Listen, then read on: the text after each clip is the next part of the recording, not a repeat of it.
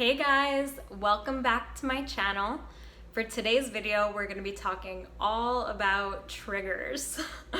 So if you don't already know, I am a coach, a transformational coach, a personal development coach. Some of my clients call me a self-love coach, a life coach.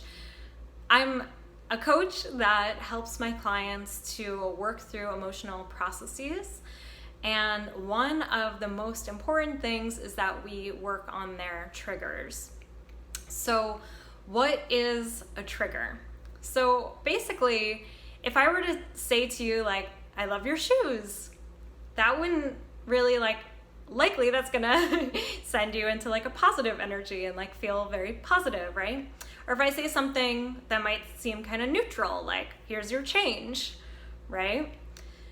But if I say something to you that's like, ugh, you're so blah, blah, blah, right? Something that makes you react in a certain emotional way, that makes you feel uncomfortable, that makes you feel sad, that makes you feel upset, angry, mad, any of those types of negative feelings. Now, of course, no feeling is good or bad. They're all good. They're all neutral. But if it makes you feel some type of negative way, then that situation, that thing is a trigger. It caused you to feel some type of negative way. And so the work that I do with my clients is around this, is understanding these triggers and doing the deeper emotional work so that we can heal the trigger, and so that it allows my clients to be able to they're more able to deal with triggers as they come up in their life. When they're able to understand how to overcome and heal the process of one trigger, then they're able to do it for others that come up. So an important thing to note is that you can't control what other people say or do. You can only control how you choose to react to a situation. So that's why it's so important to do this work around triggers, because otherwise you're just going to keep having this victim mentality where you're blaming other people. So it's like, okay, this thing came up and that's bad, and this person said this and they're bad and that's bad, and like it sends you into victim mode when you're blaming all these other people and all these other situations. And you don't want to stay in victim mode. You want to move to an empowered and champion mode, which requires taking radical responsibility. So understanding that you are the conscious creator of everything in your life, of all situations, and even though you may not have wanted a certain situation to happen or a certain person to say something to you, you can choose to see it as a good thing. You can choose to use that thing as a lesson, as a growth opportunity, as a way to heal. So when triggers come up for me, even though at first I might have like a knee-jerk reaction of like anger or sadness or frustration, or I act in a certain way out of like an impulse reaction, when I take that step back and I do the healing work that I need to do around my triggers, I actually am grateful for every single trigger, because I love healing. Healing is one of my favorite things, and not just like on the physical level with regards to like raw veganism, for example. I really love to do the inner emotional work, and even though that's the more challenging thing for me, and I think it is for most people, that's based on my perspective, I do believe it's extremely rewarding. And so this is something that I find especially with people who are raw vegan, that it is so important to do this work, because I find that like becoming raw is actually like, once you have it down, like you're able to like navigate it very easily. It just becomes part of your daily practice.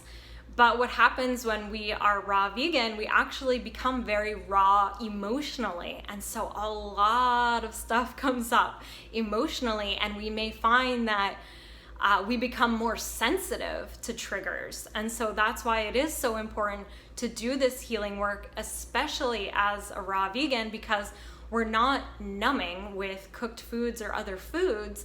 And so we need to be able to process our emotions in a way that's going to benefit us, that's going to make us feel good, because that's the whole point, in my perspective or opinion, is like, we come to raw veganism to feel good. And so at first we may initially feel really good after like eating this way, but then all this emotional stuff comes up, and if we don't deal with that, then we're never going to actually feel really good and actually experience the true health that we want to experience. So what else did I want to say here? Okay, yeah, so basically when a trigger comes up, it means that we need to do a healing. It means something within us. So when I gave those examples earlier, like if I compliment you on your shoes, or if I do say something that's neutral, like here's your change, like we don't have to heal anything, because it's not triggering some type of belief or sense of being or understanding about who we are and about life. But what happens when I'm like, oh, you're so whatever, then that it triggers us, it causes us to shift into some type of negative feeling or experience because of some inner belief that we have about ourselves or the world. And so when we do this work on our beliefs and understanding and moving them into a new belief system, then that allows us to better navigate those situations. So with regards to a recent situation that came up for me this week where I triggered a client, and so this had never happened to me before, at least not in like an explicit way where I was like totally aware that I had triggered a client. Like it may have happened before where I did trigger a client, but they didn't like say something to me about it. But basically what happened is I was doing work with a client around a fear that she has. And when I asked her some questions about it, she said that she didn't feel comfortable responding. And I was totally understanding. Like at first it was like shocking to me because I wasn't expecting it, because I never had that type of situation before. So I had my initial like reaction, right, to that. But I was totally like understanding and respectful of my client's boundaries. And it was like, okay, if you don't want to work on this, like, you know, here's what I would recommend you do on your own in order to deal with this. Like, you don't have to share this with me.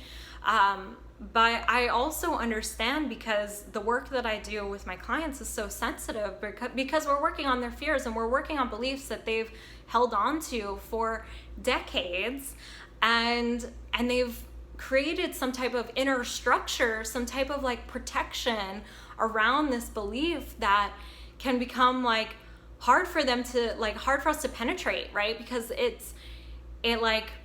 they're trying to keep it so safe and it's like a very sensitive part of themselves.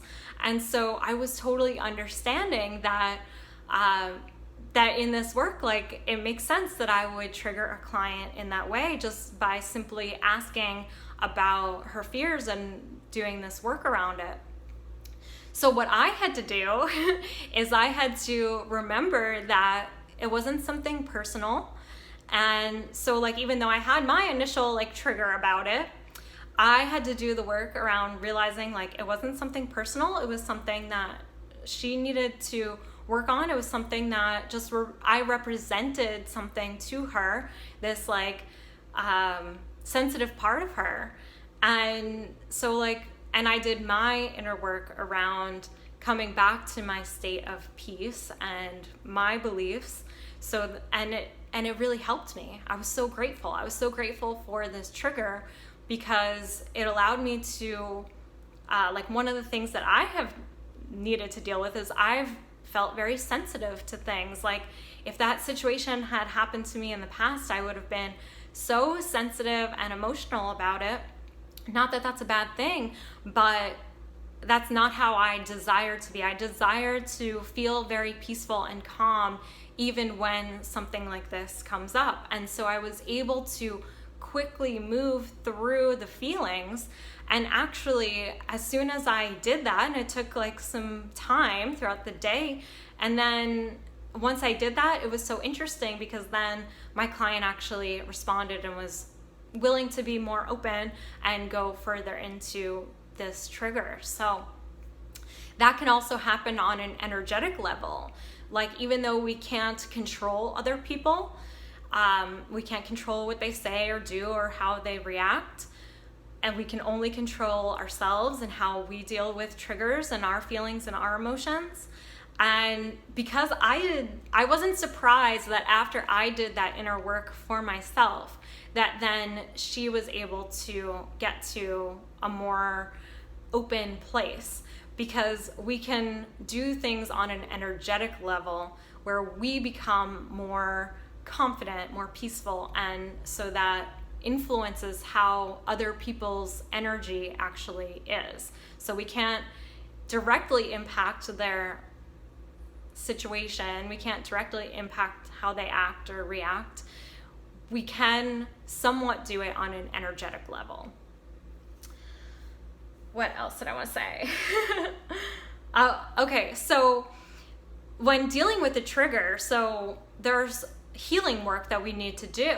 And it may seem exhausting that like every time you're like, oh my gosh, like this happens and this happens. So every single day, like this triggers me and that triggers me. And like, wow, it would be so exhausting to like do the inner like healing work around each of these triggers. But my question to you, if you're feeling that way, is like, isn't it exhausting to like feel frustrated and angry all the time just because of like all these things that come up? And like things that might seem like this person is such a bad person or this situation is so bad. It doesn't have to feel that way. And you can choose to navigate things in a way that actually feels really peaceful, no matter how severe it actually is. And of course, there's like a time and a place. Like, it's normal and natural to have like a more dramatic emotional reaction to something that might be more severe. But we can, throughout time, we can make it so that we're more peaceful. So it may be like a minor shift. We might be like, okay, if that happened to me a year ago, wow, I would have been like, my energy would have been like crazy. Like I would have been insane to like have to deal with that. But as we do the healing work, then it allows us to be like even just a tiny bit more peaceful or more able to navigate these things that trigger us. So it is important to do this healing work, and it is exhausting, I find, to like deal with like, okay, people are like, this happened, that happened, and like I choose to make it so that I'm able to like deal with these things a lot quicker, a lot easier, because I keep dealing with them as they come up. Like, it's way less exhausting. My life is less exhausting, and these situations are less exhausting to me. And something that you may have noticed about me, I tend to be very positive. I tend to be very high energy. And one of the reasons for that is because I do this healing work, because I don't allow things to affect my energy as much as they used to. And I don't allow things to shift me out of a positive place as much as they used to. So more and more I'm able to be more positive and have more energy, not just because of the foods that I eat, but because I do this healing emotional work. So I definitely wanted to be sure to share about this topic.